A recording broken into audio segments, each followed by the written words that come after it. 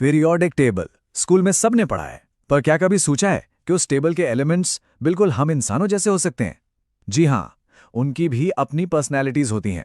कुछ हैं एकदम सोशल, सबसे घुलने मिलने को तैयार, तो कुछ हैं थोड़े अकेले रहने वाले टाइप।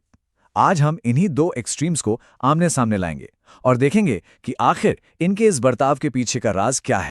तो सवाल ये उठता है कि आखिर इन एलिमेंट्स का कैरेक्टर कौन तय करता है?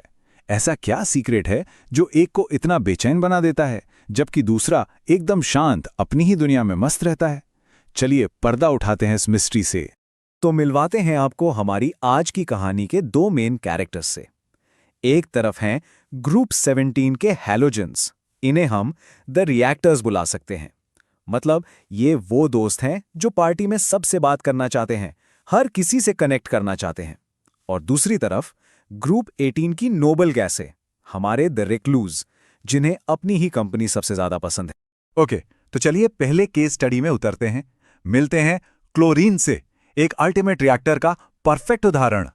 क्लोरीन की कहानी शुरू होती है 1774 में, जब शीले ने इसे डिस्कवर किया। लेकिन इसका नाम क्लोरीन वो मिला इसे 1810 में हम्फ्री डेवी की वजह से। उन्होंने ग्रीक शब्द क्लोरोस से ये नाम लिया, जिसका मतलब होता है हरा पीला। मतलब इसकी पहचान, इसका रंग, इसके नाम में ही बसा है। और अब देखिए क्लोरीन की पर्सनालिटी एक्शन में। ये इतना बेचैन एलिमेंट है कि इसे मेटल दे दो या नॉन मेटल, ये फौरन रिएक्ट कर जाता है।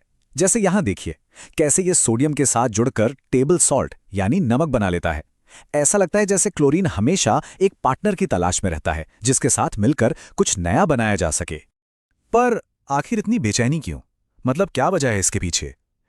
इसका राज छिपा है एक कॉन्सेप्ट में जिसे कहते हैं इलेक्ट्रॉन गेन एंथैल्पी। ओके, नाम थोड़ा कॉम्प्लिकेटेड है, आई नो, पर इसे ऐसे समझिए। मान लीजिए क्लोरीन एक पजल सॉल्व कर रहा है और बस आखिरी पीस मिसिंग है। वो पीस है एक इलेक्ट्रॉन। और उस एक इलेक्ट्रॉन को पाने की चाहत इतनी जोरदार है कि जैसे ही वो मिलता है ढेर सारी एनर्जी रिलीज हो जाती है। बस यही है इसकी बेचैनी का राज। तो अब तक हमने देखा कि हैलोजेंस दूसरों से रिएक्ट करने को कितने बेताब रहते हैं। लेकिन अब आने वाला है कहानी में एक जबरदस्त ट्विस्ट। सोचकर देखिए क्या होगा जब ये सुपर रिएक्टिव एलिमेंट्स आपस में ही टकरा जाएं। और गेस व्हाट, ये आपस में भी रिएक्ट करते हैं, सीरियसली। और जब करते हैं तो बनाते हैं अंतरा हैलोजन यौगिक।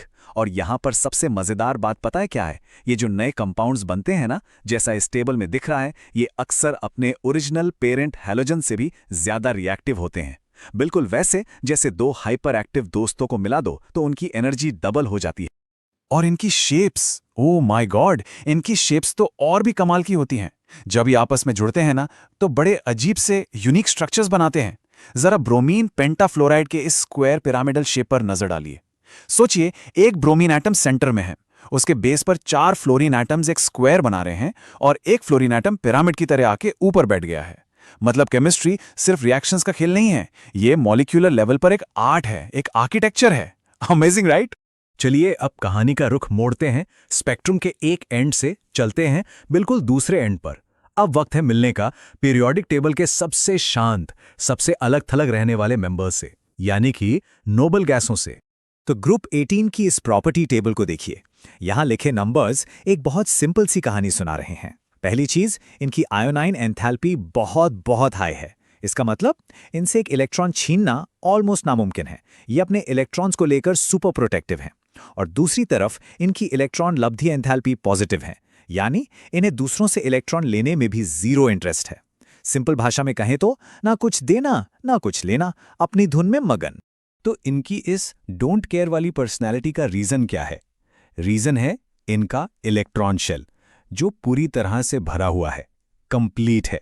उन्हें किसी की जरूरत ही नहीं है। ये पूरी तरह से सेल्फ सफिशिएंट हैं, स्टेबल हैं। और शायद इसीलिए इन्हें नोबल यानी उत्कृष्ट कहते हैं। ये केमिकल वर्ल्ड के साधु हैं जिन्हें किसी से कोई मतलब नहीं। लेकिन कहानी यहां खत्म नहीं होती। क्या ये नोबल गैसें सच में इतनी नोबल हैं जितना ये दिखती हैं? यहां पर आता है इस पूरी कहानी का सबसे बड़ा, द अल्टीमेट प्लॉट ट्विस्ट। तो तैयार हो जाइए, क्योंकि अब हम केमिस्ट्री के एक बहुत पुराने, बहुत बड़े मिथ को बस्ट करने जा रहे हैं। सोचिए, मार्च 1962 तक हर टेक्स्ट बुक, हर साइंटिस्ट ये मानता था कि नोबल गैसें रिएक्ट कर ही नहीं सकती। ये एक रूल था, पत्थर की लकीर। लेकिन फिर आए नील बार्टलेट और उन्होंने वो कर दिखाया जिसे सब नामुमकिन मानते थे। उन्होंने एक नोबल गैस का पहला कंपाउंड बना डाला। जस्ट इमेजिन, ये वो मोमेंट था जिसने केमिस्ट्री की दुनिया में हमेशा के लिए सब कुछ बदल दिया। बार्टलेट ने ये प्रूव कर दिया कि सबसे शर्मीले इंट्रोवर्ट को भी बात करने के लिए मनाया जा सकता है। बस शर्त यह है कि उसे सही पार्टनर मिल जाए। और नोबल गैसों के केस में वो सही पार्टनर कौन थे? वो थे फ्लोरीन और ऑक्सीजन जैसे extremely powerful, extremely electronegative elements. इनकी इलेक्ट्रॉन खींचने की ताकत इतनी जबरदस्त थी कि इन्होंने जीनॉन जैसी अनरिएक्टिव गैस को भी घुटने टेकने पर और रिएक्ट करने पर मजबूर कर दिया। और ये देखिए, इस बात का जिंदा सबूत, ज़ेनॉन के ये खूबसूरत complex structures, linear, square planar, कितने अजीब शेप्स हैं। ये वो मॉलिक्यूल्स हैं जिनके एग्जिस्टेंस को, जिनके वजूद को साइंस ने कई दशकों तक मानने से इनकार कर दिया था। इनक्रेडिबल। तो ठीक है, ये सब लैबोरेटरी की बातें हो गईं, रिएक्टिविटी, स्टेबिलिटी, ये सब ठीक है। पर सवाल ये है कि इन एलिमेंट्स की, इन खास पर्सनैलिटीज़ का हमारी रोज़मर्रा की ज़िंदगी पर क्या असर पड़ता है। चलिए देखते हैं कि ये लैब से निकलकर हमारी दुनिया में कैसे काम आते हैं। देखिए, क्लोरीन की वही रिएक्टिव पर्सनैलिटी उसे पानी साफ करने के लिए परफेक्ट बनाती है। वही हीलियम, जिसका हल्का और अलग थलग नेचर है, मौसम के गुब्बारों में काम आता है। नियॉन की वही अनोखी चमक शहरों में एडवर्टाइजिंग साइंस को रोशन करती है। और आर्गन की शांत, स्टेबल पर्सनैलिटी वेल्डिंग के टाइम एक सेफ, इनर्ट एटमॉस्फेयर देती है। मतलब हर पर्सनैलिटी, चाहे जैसी भी हो, उसका एक मकसद है। तो आखिर में बस एक सवाल छोड़कर जाती हूं। अगर ज़ेनॉन जैसी अक्रिय गैस को भी रिएक्ट करने पर मजबूर किया जा सकता है, तो सोचिए केमिस्ट्री के या साइंस के और कौन से नियम हैं जो बस टूटने का इंतजार कर रहे हैं। क्योंकि एक चीज तो साफ है, विज्ञान हमेशा नए सरप्राइजेस से, नई संभावनाओं से भरा होता है।